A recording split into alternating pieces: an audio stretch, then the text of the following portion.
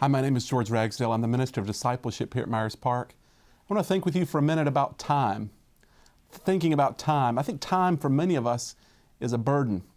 Our clocks, our watches, our phones, most of the time they simply remind us that we're running late or we need to hurry.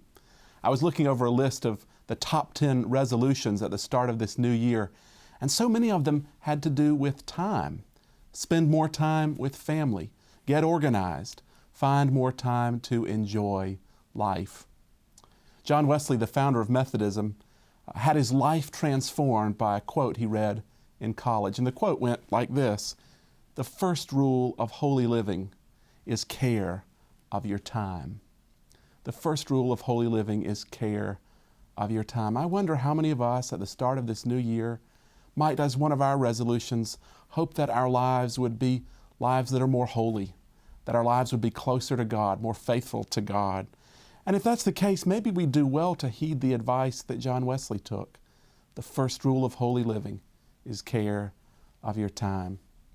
In medieval societies, clocks functioned primarily to call people to prayer. What would that look like in your life, in my life, if our watches, our phones, our clocks served primarily to call us to prayer?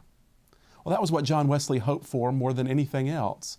He wanted his life, every moment of every day, to be centered on God.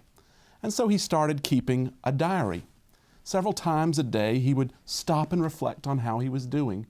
He would make notations. Had he been thinking about God?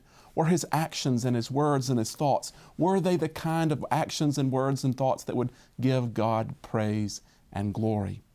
Here's a photograph from one of those pages in his diary. It's really quite profound because you can see the notations that Wesley makes. And we see in these notations someone who was profoundly and deeply desiring to be closer and closer to God. Wesley wanted that not only for himself, but also for others.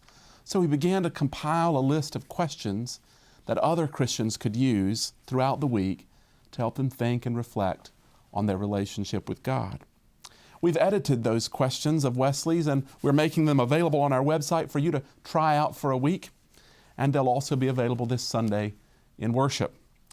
I've spent some time with these questions, and I'll tell you they're not easy questions. But I can assure you no one's going to collect your answers. This is primarily for you to think about with God.